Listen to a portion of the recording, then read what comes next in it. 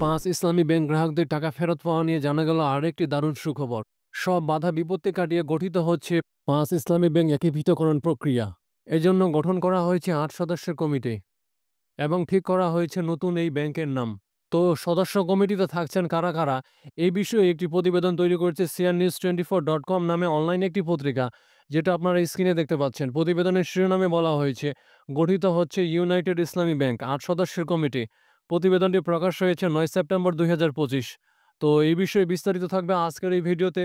ভিডিওটি শুরু করার আগে ছোট্ট একটি রিকোয়েস্ট, আপনি যদি আমার চ্যানেলে নতুন হয়ে থাকেন, এরকম গুরুত্বপূর্ণ ভিডিও সবার আগে আপডেট পেতে ভিডিওটি লাইক দিয়ে চ্যানেলটি সাবস্ক্রাইব করে সাথেই থাকুন। আর সম্পূর্ণ ধারণা পেতে ভিডিওটি না টেনে শুরু থেকে শেষ পর্যন্ত দেখুন।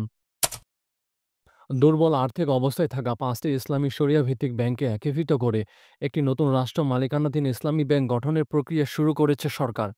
এই উদ্দেশ্যে সোমবার অর্থ মন্ত্রণালয়ের আর্থিক প্রতিষ্ঠান বিভাগ একটি 8 সদস্যের ওয়ার্কিং কমিটি গঠন করেছে।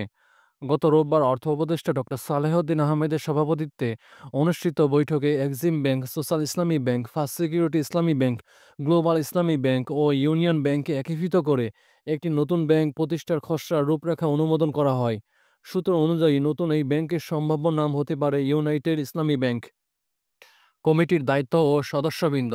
এই ওয়ার্কিং কমিটির প্রধান দায়িত্ব হল 5টি ব্যাংকে একীভূতকরণ কার্যক্রম বাস্তবায়নের জন্য একটি বিস্তারিত কর্মপরিকল্পনা তৈরি করা। কমিটির আহ্বায়ক হিসেবে বাংলাদেশ ব্যাংকের ডেপুটি গভর্নর মোহাম্মদ কবির আহমেদকে দায়িত্ব দেওয়া হয়েছে।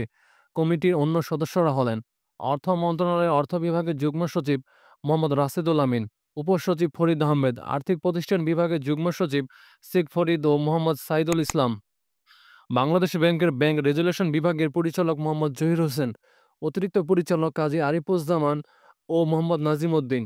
নতুন ব্যাংকের মূলধন ও অর্থায়ন। এই একীভূতকরণের মাধ্যমে ক্ষমতাচ্যুত আওয়ামী লীগ সরকারের আমলে অনিয়ম ও দুর্নীতির কারণে সমস্যায় পড়া ইসলামী ব্যাংকগুলোকে একত্রিত করা হবে। নতুন ব্যাংকের অনুমানিত মোট মূলধন হবে 35,200 কোটি টাকা।